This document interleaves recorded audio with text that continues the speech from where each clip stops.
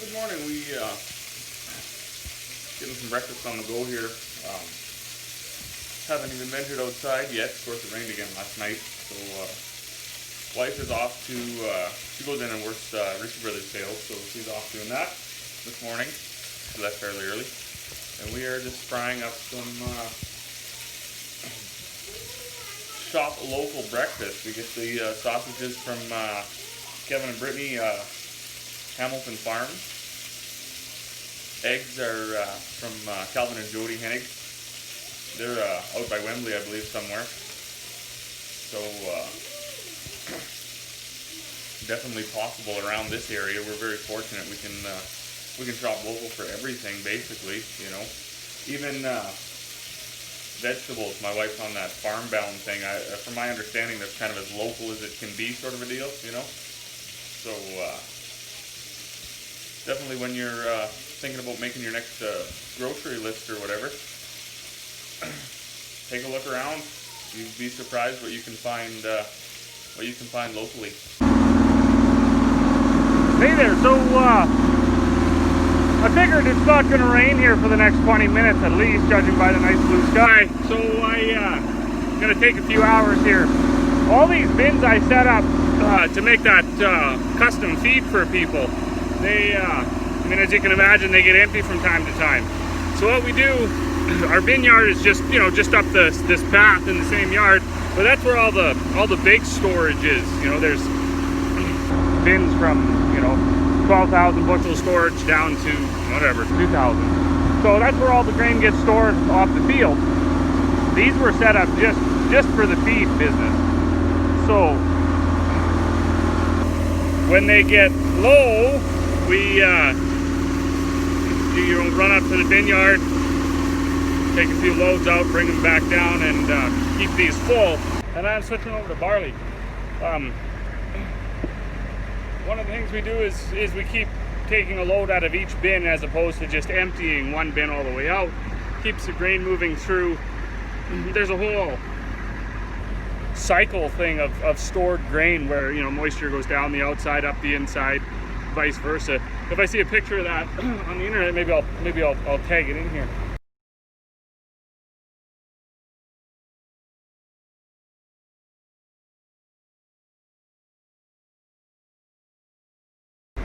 So anyways, we take a, you know, a single axle load or whatever out of each bin instead of just emptying one all at once. So you end up with the bottoms, and as the older guys are no stranger to, that's a lot of shoveling. But they come up with these grain backs, and the technology in that has improved just incredible. Like this grain back out of a full bin will load a semi truck, like a set of Super Bs, in about 15-20 minutes of wheat. You know, maybe 20-25 minutes of oats and stuff like that. You know, depending on, you know, air temperature or air pressure or whatever it is seems to play a bit of a role in how fast it will load. Now when you get down to the bottoms of the bin, absolutely it's a little takes a little more time. Aside from the noise, grain vacuuming, I don't know, don't matter to me. You know, if your grain's in condition, it should be nice and cool in the bin. I mean, on a day like today, it's probably 20-22 degrees outside. So you get in the bin, that grain in the bin is, you know, 5 degrees from having cooled down over the winter. So, you know, it's like free air conditioning for you know, the 20 minutes, half an hour it takes to load, you know, load a couple trucks.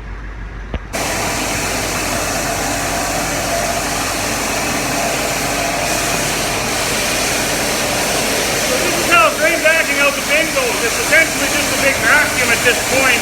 Other cool thing we put in these bins is those are temperature tables. Grain in storage can start to warm up and start to heat, so we put these tables in. It just, you know, saves you climbing up, opening the lid. You can check from the ground, and it tells you the temperature. You know, maybe every 2 or 3 feet down, so it's pretty handy for that. I did want to point out that pipe for those who don't know. If you harvest grain and it's not right, you'll keep. That was kind of the initial attempt at put a fan on the other end of that. And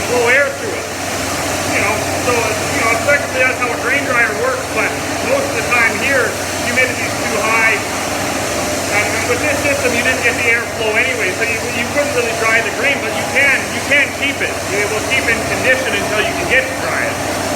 We don't mind drying. It's a bit more work and certainly a bit more cost. That's the frustrating part, is the cost. But work doesn't bother us. So instead of spending, I mean, you can spend easily $100,000 on a dryer setup, you know, and all it does is make your life easier.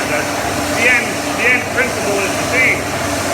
So, like I say, we don't really mind doing the work. So now that I got the truck loaded up with barley, I got to move this auger from the oat bin into the barley bin. So I'm going to do that now and unload the barley, and that should be done. Then I should be done moving grain here for the day.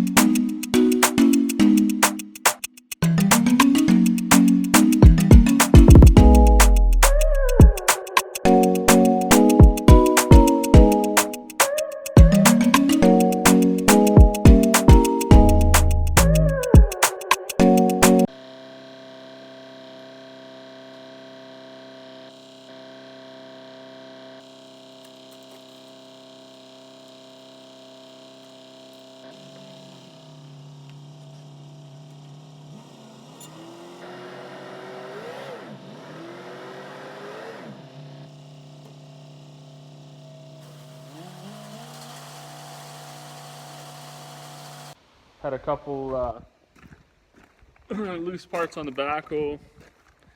This dude here was loose. Got that tightened up. I don't think it stopped leaking.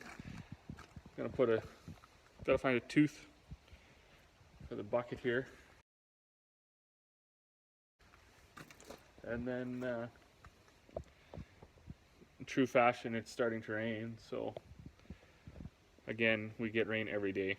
So I'm going to 7:30. I'm going to lock the shop up and go in for the evening. I think it's been a long enough day. So thank you for watching, and we'll see you tomorrow.